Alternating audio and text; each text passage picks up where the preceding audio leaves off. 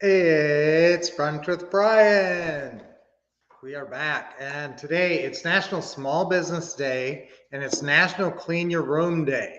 So I'm going to touch on both of those as we cover this. Now, Liz, if you do not have an LLC already, let's talk about getting your business set up. Since it's National Small Business Day, let's talk about setting up an LLC. If you already have an LLC and you named it the wrong thing, let's figure out what we got to do there.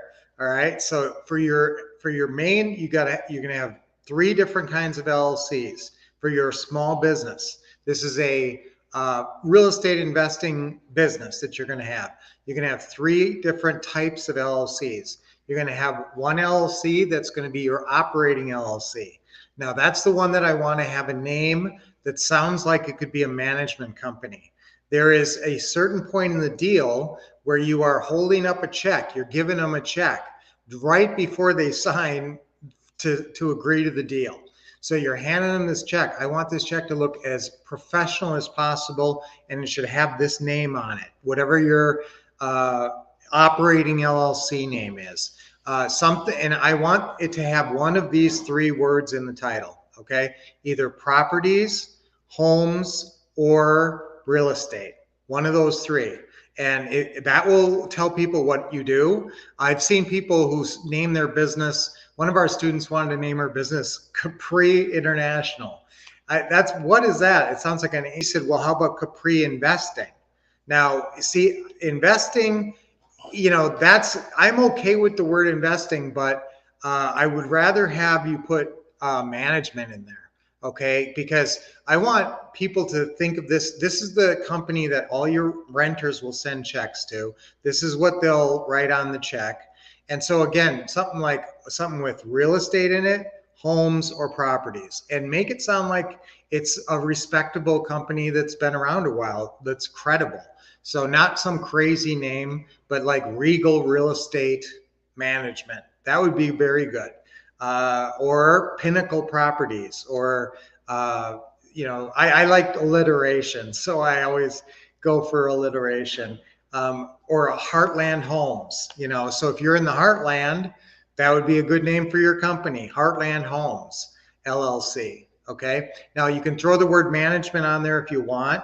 It doesn't hurt, and it can actually help sometimes, because there's a certain point when you are working with somebody who already has a mortgage on their house, you have to send this lender change of address letter. And on that letter, the seller is going to sign that letter, and it says, me, Mr. Seller, hey, mortgage company, please switch over my account so that all future correspondence goes to this company here. And if your company is named We Buy Houses All Over Arkansas.com, it doesn't look like a management company. Okay, it looks like some kind of an investing company. That's why I'm not crazy about the word investing either. So I would go with if you got to put anything on there like investing or whatever, or home solutions. For some reason, a lot of people got into home solutions, and it's I'm not against it, but it's a little wordy. Now here's the differentiation here. When you're doing this LLC, this can be a different name than you kind of go out there as marketing. This could be a different name than your Facebook page. It would be nice if they're similar, like if Heartland Homes would be a great name for your Facebook page, but it would also be fine on your checks, right? So I like it if you can. Now, if you're going more for a marketing phrase, and some of you guys go for the marketing phrase and get the .com and stuff like that. And that's okay for marketing purposes, but don't use it as your regular name. Now, if you have that as your LLC and you're trying to use that as your operating LLC and you don't want to open up another LLC, you can do a DBA. Okay, so you go down to the bank and you say, okay, I need to fill out a DBA, doing business as, and then say your new management company sounding name. Okay, so if you already have a name that sounds like marketing name, that's not the name I want you to use in certain places, and especially on this lender letter. You don't use your marketing phrase or your marketing name on the lender letter. That should sound like Regal Real Estate Management. That sounds great. Okay. not that it would probably make an impact either way, but just go with me on this. All right. So now how do you set up an LLC? In most states, you go on the Secretary of State's website and there's a link to the Corporate Commission website. Sometimes you can go directly to your state's Corporate Commission website. Somewhere on there, there's a button that says start a business or form an LLC. Okay, so you're going to look for a button until you see the word LLC, form an LLC. Click that button. There'll be a blank where you put the name. It says, what name do you want to use? You put your name in there, Regal Real Estate Management LLC. Okay, and then it says that name is available pretty much instantly. That name is available or that name's not available. If it's not available, come up with a different name. If it is available, grab it. And as soon as you say, yes, I want that name, it'll say enter your credit card information. It's not like they do a background check or a credit check or anything like that. Basically, when you pay your money, you've got your LLC. So in most states, it's anywhere from 50 to 200 bucks. One-time fee. California is more, and California has a yearly fee, so California is hard. If you live in California, there is another state that I want you to use. And everybody, I've been talking about your operating LLC. Now with your operating LLC, don't forget to get the big checks. Don't get the little checks. Get big checks that you have to tear out of a ledger and start with at least 1,000. 1,050 is a good place to start. All right, so I want you to start, once you put your credit card information into that website where you start your business, you'll get articles of organization. So you print those off, print them off right away. And then you take those articles of organization, go to irs.gov, and you get your EIN number. It's a pretty simple, pretty cheap process. So then you take your EIN number and your articles of organization that you printed off and your ID, and you go down to your bank and you say, I need to open a business checking account. And they say, okay, great. Give me your EIN number and your articles of organization and your ID, and we'll do it. And then that's when you order the big checks. Okay. So that's pretty much all there is to it, to open up your operating LLC. Now, there's two other kinds of LLCs that you'll have. One is a flipping LLC, and one is and then maybe several are holding LLCs. Check out if you have serial LLCs in your state. When we buy houses in Detroit, we do it on serial LLCs. It's an easy way to do it. It's an easy way to handle your taxes. And it's one egg, one basket. The idea of protecting yourself is if you can have one egg, one basket. If you got 10 houses and they're all in one LLC, if something goes wrong at one of those houses, all those houses are at risk, right? So that's why we like with serial LLCs, every house can have its own LLC, basically. Now, sometimes people use land trusts to accomplish that one egg, one basket idea, but just make sure that land trusts are commonly accepted in your area, okay? Because in some areas, lawyers don't like them, judges don't like them, they're not common. If a judge sees that the house is owned by a land trust, it won't smell good to him. So there is a sort of an ongoing argument about should we do land trusts or LLCs. My recommendation is check out your area. If land trusts are very common and used commonly, that's great. Now in Michigan, we also buy on land contract. It's a different way of buying it, and people are pretty used to it. You can say, hey, the way we normally do it is we buy, instead of saying buy on monthly payments, which I want most of you guys to say, we say we buy on land contract. And most people know what that means. And they go, oh, okay.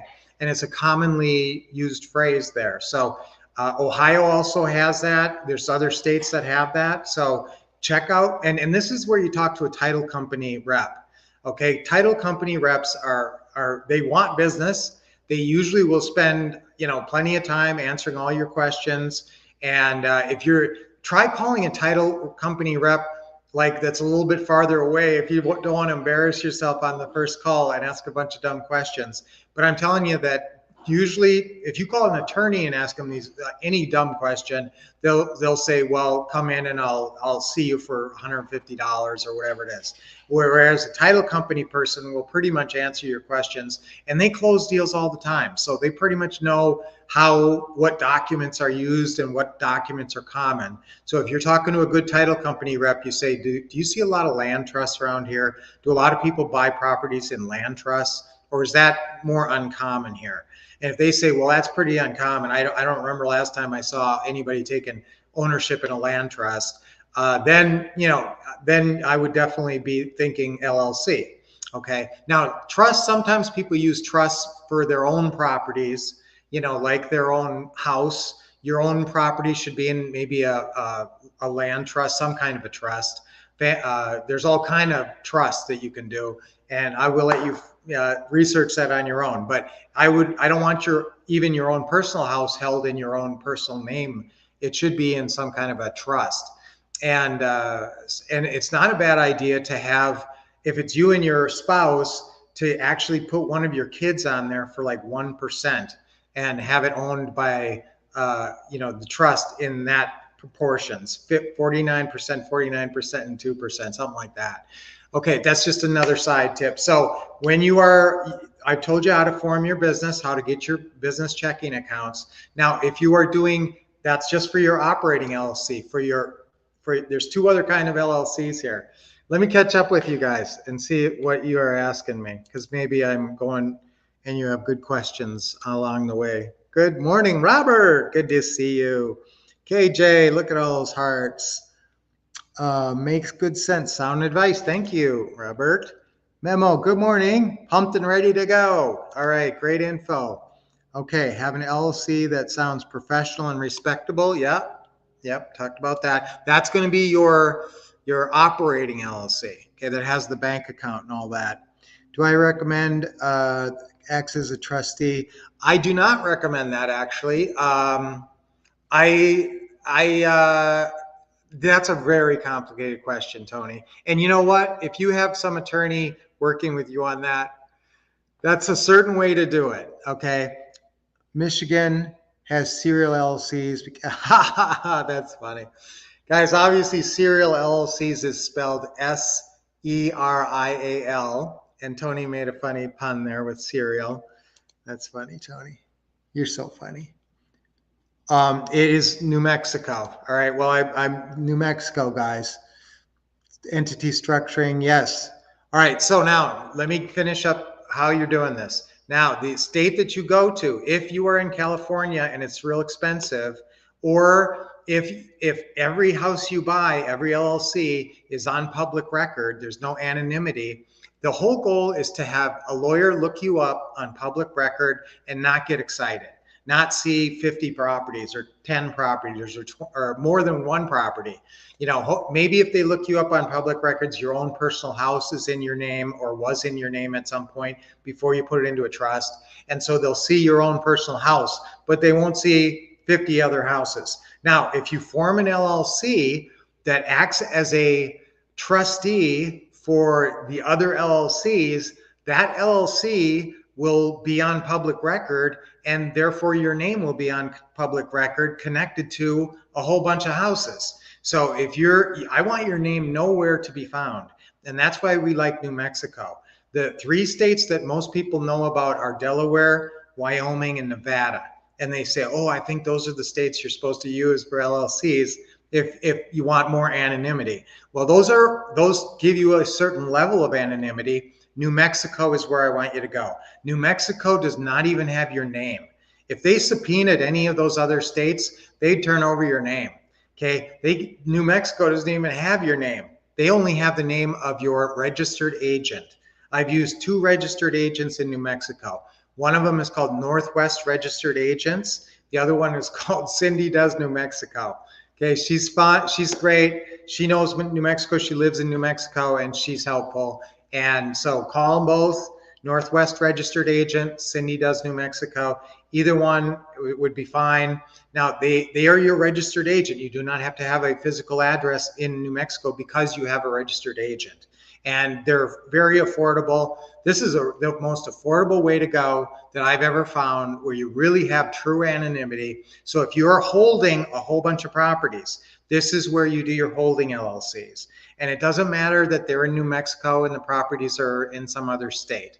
Okay, I will say that there is one new thing: to register as a foreign agent if they buy a house and they actually don't live in Texas. It's kind of a mess. Don't worry about it unless you live in Texas. If you do live in Texas, talk to a title agent about it. But if you live in Texas, then you don't have to worry about it. But your LLC is going to be from New Mexico. So then, just talk to your local title company or your attorney and ask them about that.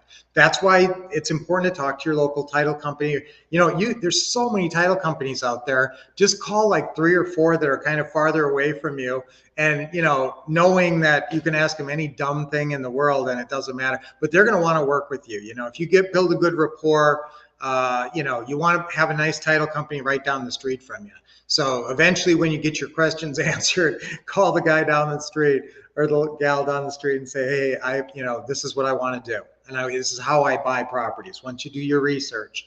All right. So the other thing, so you've got 3 kinds of LLCs. The other kind is a flipping LLC. So you got an operating LLC, a flipping LLC, and holding LLCs, which you may have many holding LLCs. Now, if you decide land trust is the way you want to go, you don't have to have a bunch of different LLCs. But what I would do if you're doing that, I still wouldn't have on a land trust. You've got different, the beneficiary of the land trust. And so who are you putting in the beneficiary line? Probably an LLC. And so if you're putting that same LLC as beneficiary on lots of land trusts, you may run into something down the road. Okay. But if you don't have those, if you just got a different person who's a trustee, that's the challenge. That's the other challenge of land trusts, is a good trustee, figuring out the whole trustee situation.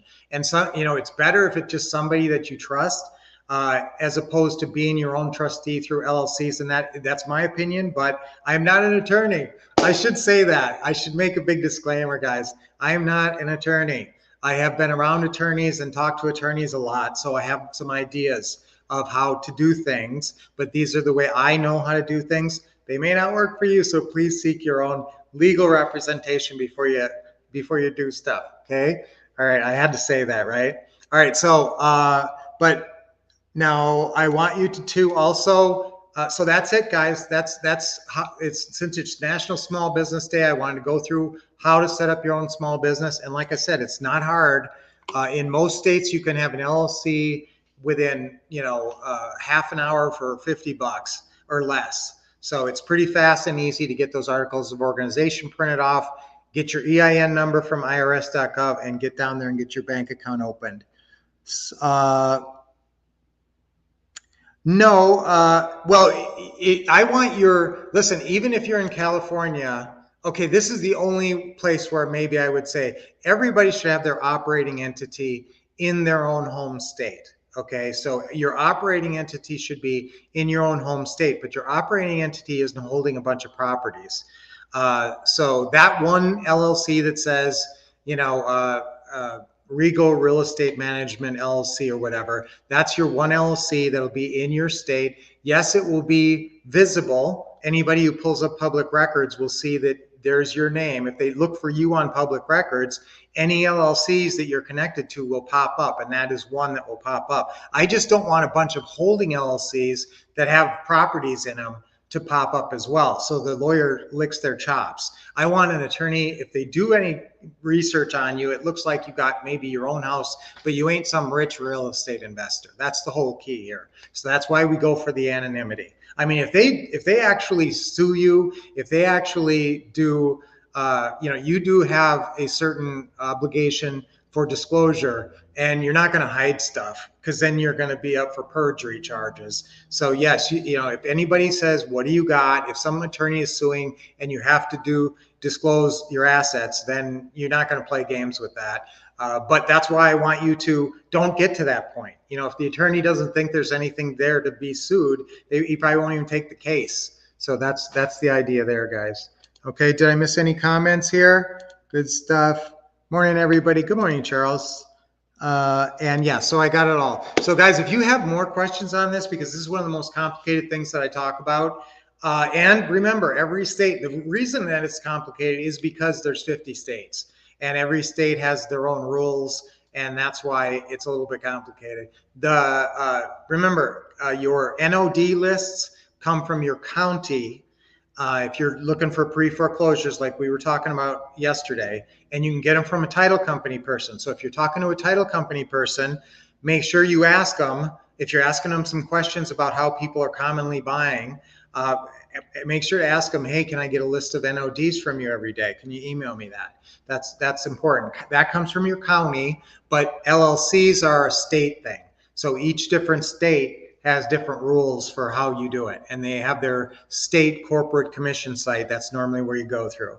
Okay, so I know that was a lot, but sometimes since it's National Small Business Day, it's always good to kind of go through that, brush up. And some of you guys are pretty far along, and you got all your stuff set up, but some of you, don't have your first LLC yet. So that's why I like to share a breadth of information here on Brunch with Brian. All right, so that was a lot to I hope it wasn't too dry. I try to keep it energetic. So what's our affirmation for today? I love my small business. Now, small businesses are exciting. I love my small business. Let's go for that. All right. I love my small business. 3 times on 3. Ready? 1, 2, 3. I love my small business. I love my small business. I love my small business. Yeah. Now, if you have some employees and you think, how big do I have to get? It's like 100 employees until you're considered a big business. So we're all small businesses. So I want you to be set up right and protect yourself, protect your assets, and be smart about it. Okay, let's do our deep breathing. Nice deep breath in. Nice smile. Let go. No cracks this morning because I already played pickleball. Another deep breath in. Good one. And you get a couple of little pops when you're deep breathing in. So stretch too. Don't forget that. Deep breath. Good. And a big smile and let it go. Okay, awesome. All right, yeah, don't forget stretching. I used to actually do a little stretching on Brunch with Brian, but I have too much great material to cover. So definitely don't forget, guys, that I highly recommend stretching. As we get older, that's how you stay in shape. Okay, yes, everybody have a great weekend. Remember, did you do your 20 calls this week? That's your KPI. That's your primary KPI. So guys, I want you to make sure you do that. Make your 20 calls. If you have made 0 calls so far, then you got a lot of calls to make in the next 2 days or 3 days, Friday, Saturday, Sunday. But you can do it. You could do 20 calls in one sitting if you had to. But yes, that's the core of this business. If you're not making calls to sellers, if you're not talking to sellers, and however you found them, you find them. But that's sort of the that one KPI. If you know I'm talking to 20 sellers a week, you know you're going to be doing good in this business. Absolutely. You just have to find those sellers to talk to. All right. So let's have a great weekend. Let's talk to lots of sellers. Let's see if we can make good stuff happen. Let me know on Monday. Give me a good report. All right. Say, I made my 20 calls this week. Yes, I'd love to hear that. So until I see you on Monday, keep expecting success, getting awesome training from the Wolf Couple and Brunch with Brian, and taking action like Lynette always